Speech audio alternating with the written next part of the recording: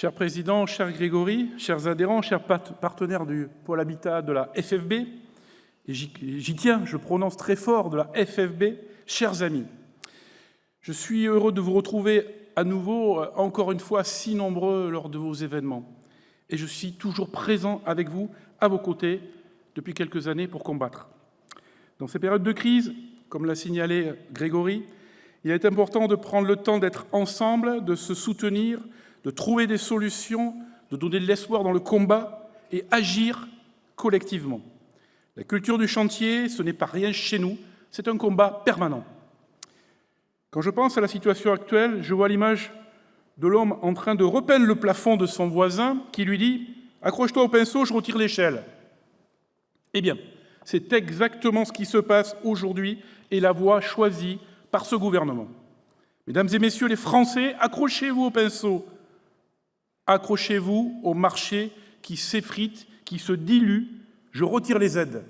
Voilà aujourd'hui le discours d'un seul homme, le président de la République. Comme si le choc inflationniste et la hausse des taux ne suffisaient pas, et puis, depuis 3 ans, ça nous paraît un siècle, toutes les crises qui se sont succédées.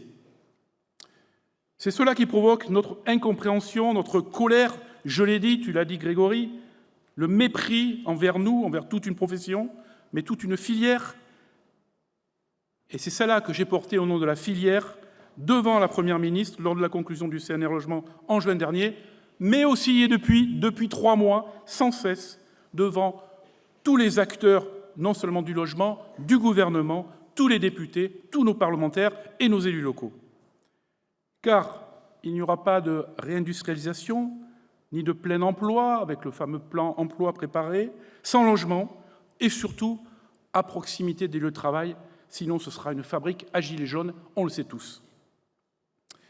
Et cela vaut pour le secteur privé comme pour la fonction publique, y compris au plus haut niveau. Selon certains, je l'ai entendu de mes oreilles, et oui, même pour les cabinets ministériels, embaucher, c'est aussi rencontrer un problème de logement pour leurs salariés et les technos qui pourraient travailler au 8e étage de Bercy. Depuis plus d'1 an, nous alertons. Allez, on peut dire même 2 ans. Lors des 2 dernières conférences de presse, j'ai souligné que nous prenons le chemin funeste de la crise des années 90 avec ces à peine 270 000 logements en tout mis en chantier par an. Oui, il fallait le prononcer, ce mot de récession, je l'ai fait. Même à moins 0,2%, on aurait pu parler de stagnation. Vous le savez, pourtant, je suis toujours très optimiste. Eh bien non, à moins 0,2, pour moi, c'est une récession.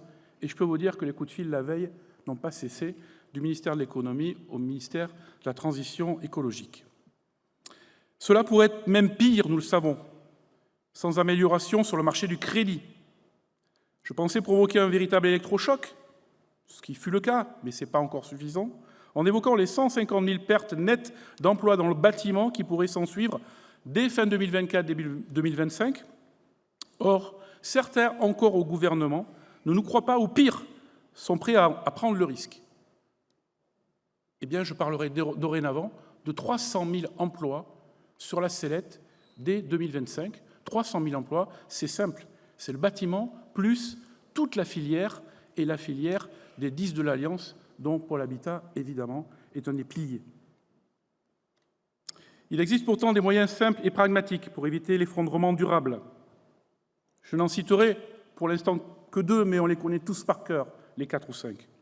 Le premier moyen, vous le connaissez, c'est de redonner toute sa puissance qu'il avait au prêt à taux zéro.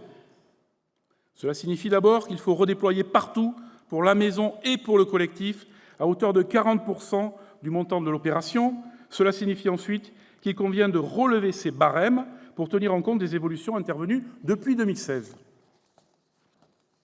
C'est bien simple, le prêt à taux zéro, le fameux PTZ, est bon pour les ménages jeunes et modestes, pour les entreprises qui réaliseront évidemment les logements, donc l'emploi, mais aussi pour les finances publiques, puisque chaque prêt à taux zéro rapporte en solde net environ 35 000 € au budget de la nation, foi de Loïc Chapeau, et vous savez qu'il se trompe rarement.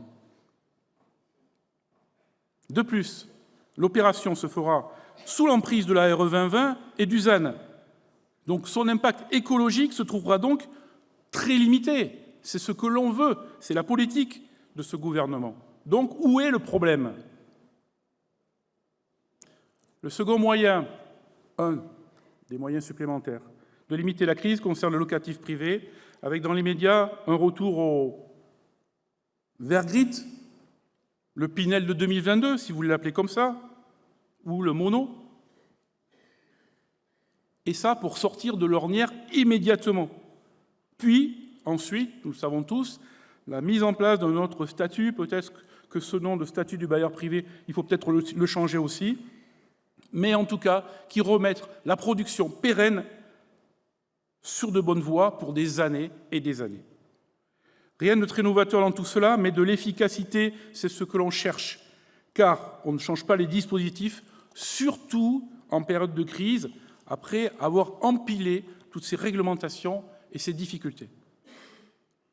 J'avoue d'ailleurs ma perplexité lorsqu'on nous annonce aujourd'hui un peu partout que la solution miracle viendrait des investisseurs institutionnels, alors qu'ils se retirent déjà depuis longtemps du logement, c'est clair, ça ne rapporte pas assez, ou des SCPI professionnels, ou pour les particuliers, alors qu'elle traverse elle-même une crise. La FFB a plus que jamais besoin des territoires afin que le MOL se transforme en belle cocotte pour porter le projet de loi de finances dans la bonne direction en terre promise et surtout de transformer l'essai. C'est vrai pour la FFB, mais c'est aussi vrai pour l'ensemble de la filière, de l'amont à l'aval. D'ailleurs, vous avez pu le voir hier, le lancement, mais il était lancé depuis 3 ans grâce à nos états généraux de la construction. Là, le lancement de l'Alliance pour le logement, qui formalise en fait un rapprochement, j'allais dire naturel, de cette filière de la construction, immobilier, logement, promotion, sur le logement collectif et le logement individuel, qui rassemble la FFB, son pôle habitat bien évidemment, mais aussi le logement social, et ça n'a pas été facile, l'USH, l'AFNAIM, les agents immobiliers, les promoteurs, la FPI, Procivis, l'UNIS, l'UNSFA, les architectes, l'UNTEC, nos économistes, mais aussi, et pour la première fois, et ça il faut le noter, le syndicat des notaires. De fait, nous devons absolument faire équipe, et les points de fragilité dans la défense adverse ne sont pas si nombreux que ça. Je crois que nous vous devons la vérité. Le logement est devenu une variable d'ajustement budgétaire, ça on le sait depuis des décennies, mais, et ça c'est nouveau dans la bouche des plus hauts de l'État, Bercy s'interroge sur les marges des promoteurs, des agents immobiliers, des entreprises du bâtiment, comme aussi sur la situation des bailleurs HLM.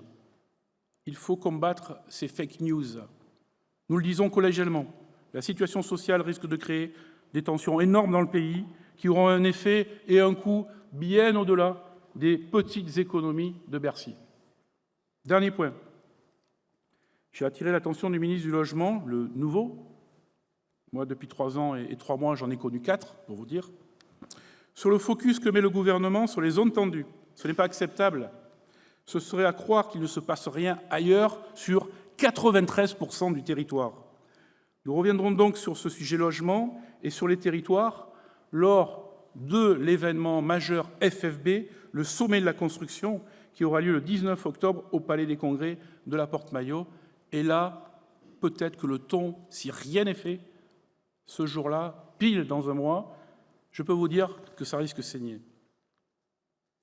Cher Président, cher Grégory, je me trouve donc bien dans le maître mot de votre journée, dans cet endroit magnifique et fabuleux. Il faut agir, mais je vais y ajouter, il faut agir ensemble. Et je me retrouve tout autant dans ce programme de votre convention que vous allez décliner toute la journée, avec des invités aussi importants à décider, en tout cas infuser dans le message, pour qu'il rayonne le plus haut possible. Il s'inscrit résolument sous le signe aussi, vous le savez, je l'ai vu lors de vos conventions, dans l'innovation maîtrisée, dans le numérique, dans la technique organisationnelle. Je vois que vous êtes tous à la pointe, vous tous, mes chers collègues. Je sais que vous allez parler aussi d'intelligence artificielle avec Claire Guidi, le bâtiment aussi, vous le savez, là, est au cœur de tout. De nouveaux marchés émergent avec la transformation écologique. Vous avez tous pris un petit virage, et certains d'entre vous, un grand virage vers la transition écologique, avec notre intelligence non seulement de gestion, mais aussi économique. Il faut gagner en productivité et garder la valeur, surtout dans nos entreprises. Ce n'est pas facile de faire ce pas de côté, ce n'est pas sans risque, mais je vous le dis, c'est indispensable. C'est le message que je dois porter aussi dorénavant.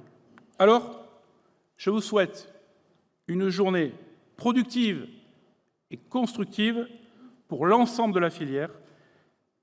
Vive le bâtiment, vive Pôle Habitat, vive la FFB. Merci.